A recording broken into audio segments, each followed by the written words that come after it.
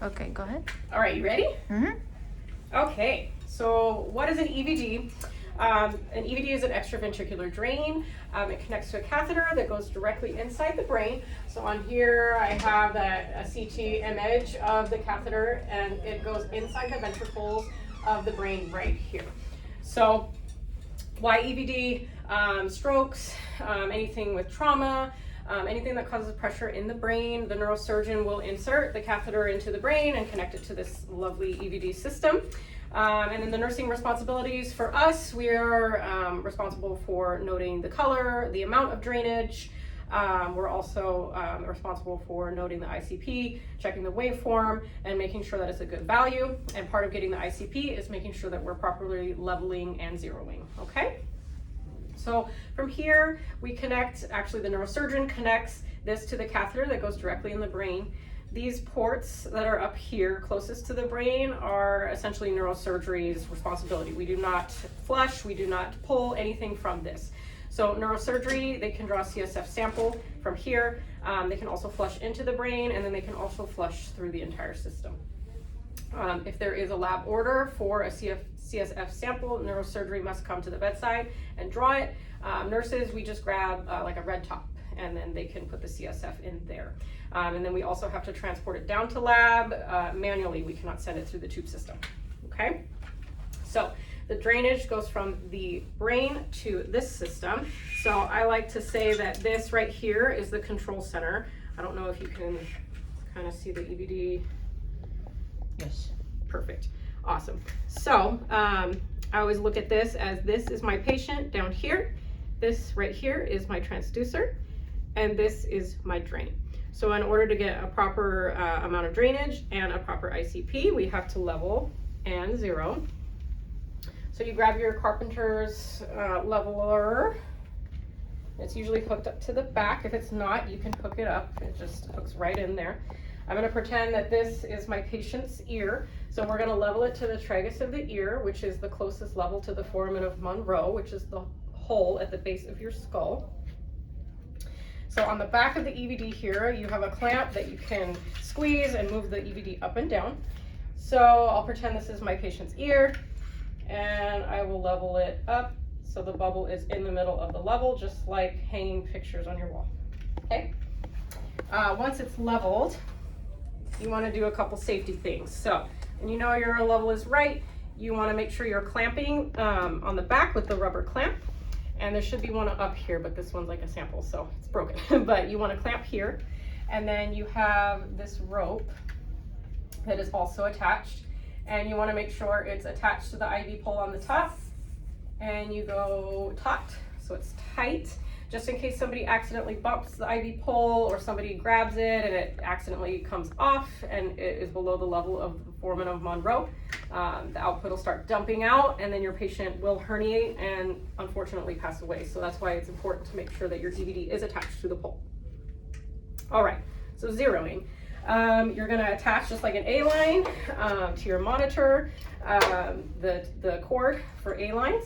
And then this stopcock right here is where you're going to control how you zero it. So you're going to turn it off to the system, open to the air, and keep this tip sterile. Do not touch anything with it. Then once this is open to the atmosphere, you're going to zero it on the monitor. Once it's zeroed and ready to go, you'll recap and then close off the clamp to the port here, and now you're open to your transducer. So when you want to read an ICP, this is going to be off to the drain, open to the patient, open to the transducer. So you'll be reading an ICP. An ICP should look like an arterial waveform. An ideal ICP will have kind of like a downstairs looking waveform. Okay, but that's ideal. If it's dampened, but the ICP is still within a normal level, I wouldn't worry too much about it, especially if they're like a cranie patient. The waveform will be a little dampened.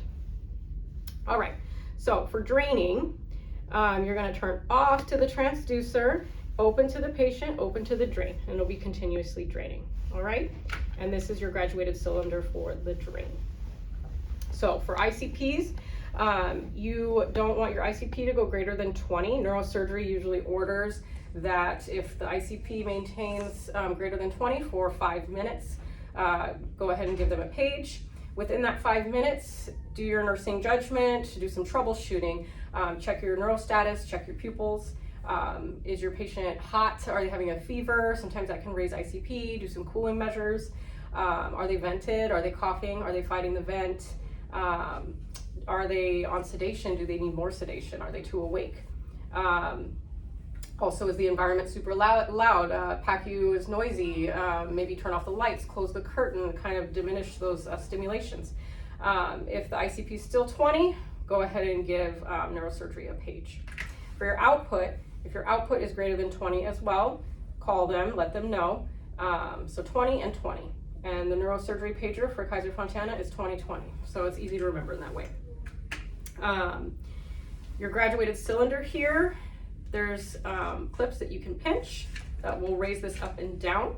Typically when a patient comes out of surgery or in the ICU, it'll be ordered 5 centimeters H2O. So set EVD at 5 centimeters H2O. So we're at 5 right here with this red indicator here. So just make sure your neurosurgery orders match what your EVD is. So if it's in millimeters mercury, make sure it's in millimeters mercury. If it's in centimeters H2O, make sure it's at that level as well. If they do order to be changed, make sure that there is an order and that it is matching what the order is, okay? So when your drain is draining, note the color. If the output is bloody and the patient had a hemorrhagic stroke or it is expected, don't be too alarmed. But if it has been clear and then all of a sudden it becomes bloody drainage, that's a concern, so definitely call neurosurgery. When you want to empty it, you're going to empty it like a Foley. So every hour you're going to monitor the output and you're going to monitor your ICP. Okay, so when you monitor your output, you'll note how much is in there and you'll chart that, and then you'll flip the stopcock over here so it drains into the drainage bag. Make sure you clamp so it continues to monitor for the next hour. If you leave it like that, it'll go into your drainage bag and you won't even know what your output is, okay?